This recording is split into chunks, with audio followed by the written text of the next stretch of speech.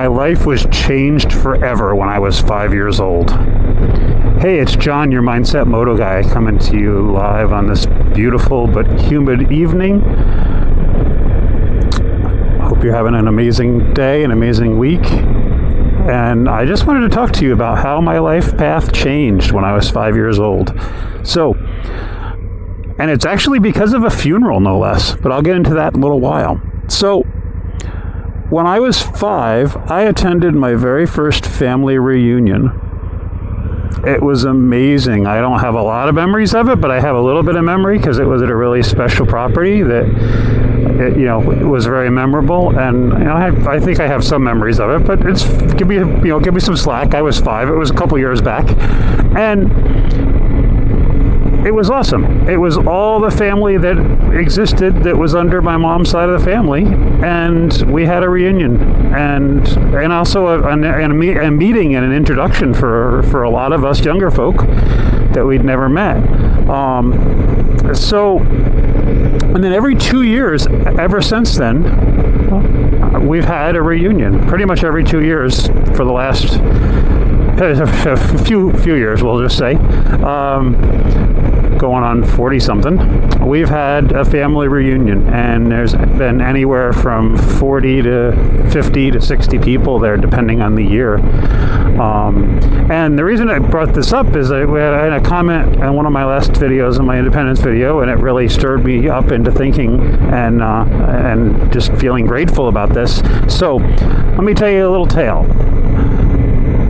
Back before I was 5, probably maybe I was 3 or 4 years old, my mom was going to a bunch of funerals for her uncles and her aunts and things like that. The generation of her, actually great uncles and great aunts that would have been. And they were older and elderly, and started to die as things happen sometimes. And the family would get together, and they were talking at a funeral one day and said, you know what, we drop everything in our life and rush to attend a funeral with no notice, no ability to plan. We leave, we take off work, we do whatever we have to do, we get coverage for things, and we come here and we make it to these funerals, no questions asked. And while that's wonderful, they're like, why the heck aren't we getting together and actually seeing each other with a plan, and actually enjoying each other's company, and not just sitting here and being sad because we've lost a loved one?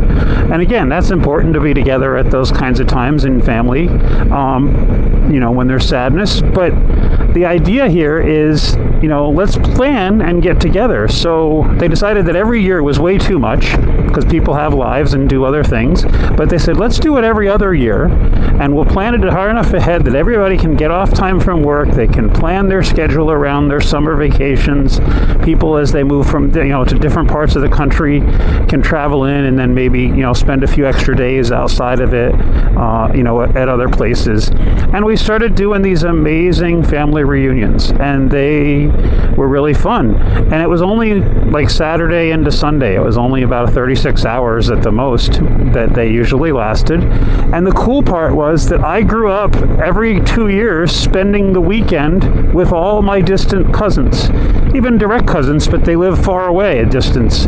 And so I got to know them all. I got to know them, really in a really great way, in a really positive atmosphere, outside, playing, swimming, just being outside in nature. We would all tent camp and on a property, and it was amazing. And I have nothing but the most amazing memories and experiences with all of these cousins from all over the nation, and there's lots of stories and memories to think about when we'd get together. And there's never any problems, there's never any drama, because we're only together for day and a half, and there's nothing to do but tell stories and talk about our ancestors and what we're doing, and who's having a baby and who's getting excited getting married, or who's got a new animal, whatever the case was. There was nothing but time to share positivity, and that's what everybody brought. Nobody brought drama.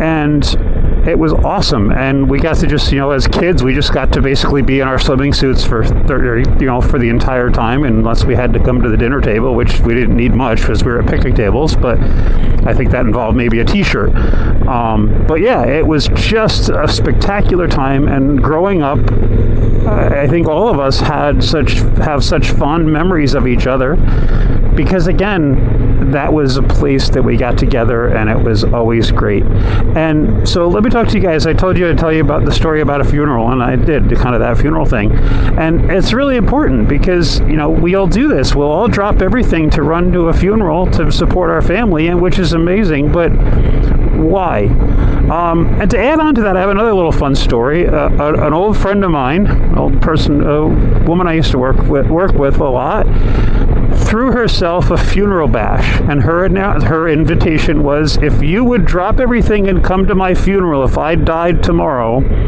get your butt to my 40th birthday funeral bash and come celebrate with me. And here's the date, save the date, make your arrangements. It's going to be at a great place. And sure enough, we had this incredible party, but it was under that very same idea of why, we talk about, hey, we got to get together and meet you for coffee. We got to get together here, this and that. And you never do it. We never take the time. We never make the plan to do those things. And then suddenly years go by, and now you haven't seen your favorite partner in the world from work in years. And it's like, what the heck? When you get back together, you're going to reconnect like you haven't seen, like it's been 5 minutes since you saw each other, but we don't take the time. We don't make the time. We choose not to by just not even thinking about it. And that's, it's not good. It's not healthy.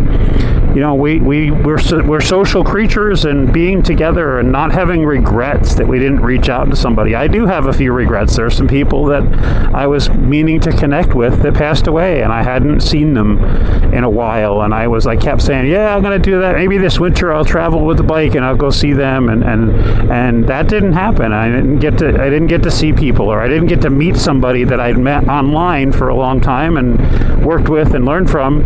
And, then they passed away before I got a chance to actually go there and meet them in person. And you know what? A couple of years ago, I decided that I was completely done with that. And now, anytime I travel, I purposely try to route myself somewhere where I can go visit a friend and get a cup of coffee with him, or crash there and say hi, and just, it's a simple thing. And then everybody's excited when I call, or I'm excited when I hear from people. And it's just, we need to do more of that. We really, really need to do more of that, because one of the worst things going is, when you're old and feeble, and you've got lots and lots of regret because you just didn't do the things. You didn't take the motorcycle trip with your friends, or or whatever, or you didn't go and see your best friend from high school, that you just sort of fell apart because you moved away for a job opportunity or something like that. It wasn't because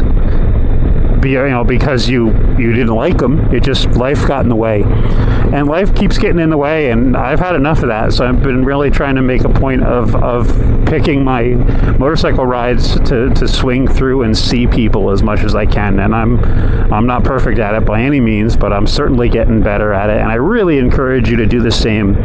It's just a lot of fun to see people and to catch up and realize why you spent so much time together years ago, and why you were so close with somebody even though they moved away and they're farther out of town than they used to be. And the visits turned out to be fantastic and lots of fun. And it's something I really urge you to try and do. Not even try, just do it. Reach out. Challenge you to reach out to somebody tonight or today when you watch this video. But as soon as you finish watching this video, click the subscribe so you don't miss more, and then send a text message to a friend that you haven't talked to in 5 years and say, hey, how are you? How are things? What's going on? I'm going to be in your town, or even just say hi, and then maybe figure out down the road, hey, if they live far away, you know what? Next year I was thinking about going out to Colorado, blah, blah, blah, whatever, and you're nearby. I'd love to connect with you, and we could go for a hike, or we could meet for lunch or a beer or whatever. Do it. I challenge you to do it. Let me know you did it in the comments. I'd love to hear, what the response was. Somebody that you just haven't heard from or talked to. And even if you haven't heard from them, don't be on the other side of that and say, well, it's a two-way street and the text messages work both ways. Yeah, that's nice. Everybody's busy. We all have our lives, and we just don't remember to reach out. I'm guilty of that myself. I'm really working hard to try to get better at that. But it's not because I don't want to. It's not because I'm a jerk. It's because I just don't remember sometimes. Life gets, lets me get distracted from it. So with that, I'm done rambling. I hope this makes sense. Let me know if it does. Let me know if you've done anything like this, or you do any kind of things like this with your family. I'd love to hear the ideas of how you've integrated stuff like this into your world. So with that, ride well, ride often, and I'll see you again tomorrow. Ciao.